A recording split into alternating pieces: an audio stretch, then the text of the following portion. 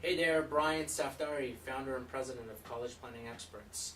I'm so excited to be here today because I'm going to share something with you that you would have not known or been able to encounter until the senior year of your child's education in high school.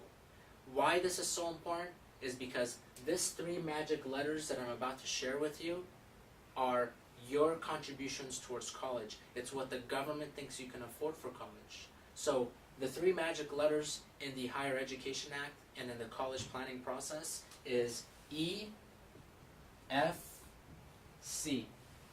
EFC stands for Expected Family Contributions.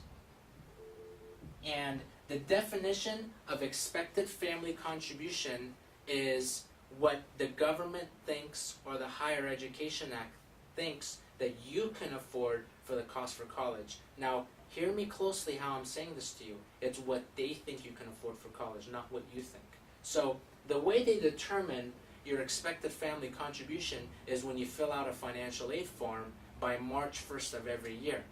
Your expected family contribution is on a per year basis. So this number that you get, that is generated by filling out 130 questions on the federal financial aid form to get the federal EFC, that number determines what's the minimum cost you have to contribute as a family towards the cost of college. This is really, really important. It's your first step towards maximizing financial aid, because if you know what your expected family contribution is, then there are 163 different ways of minimizing your EFC. Now, in the Higher Education Act, there's also, when you fill out the 130 question application, there are 74 things on that application that will determine what will happen to your EFC. You need to know every single line. You need to know how to strategize and how you could legally and ethically restructure your financials with income and assets so that your EFC goes down. Because the lower your expected family contribution goes, the higher amount of money you can qualify for financial aid. So it is so important for you to find out what your expected family contribution is.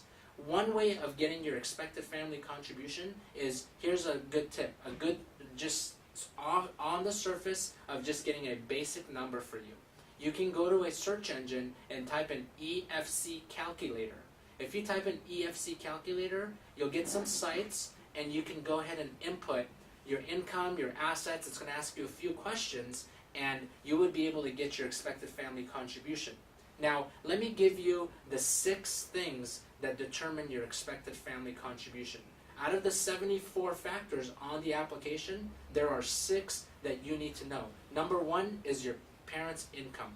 Number 2, parents' assets. Number 3, students' income. Number 4, students' assets. Number 5, number of people in the household. And number 6, how many are in college. And the list goes on and on. So you need to know these 6 factors, and in fact all 74, so that you will know how to minimize your expected family contribution. Now, at my workshop, I go in depth on how the EFC works in depth, and how you can legally and ethically take a $25,000 contribution that you may have down to $5,000 to $10,000. I will show you, if your expected family contribution comes in at $50,000, how to bring that number down to $10,000, $15,000. If you really want to know this, you cannot miss one of my workshops that are about an hour and a half long. It's going to be the best hour and a half you've spent in your life. I promise you that. Go to www.collegeplanningexperts.com and register for a workshop today.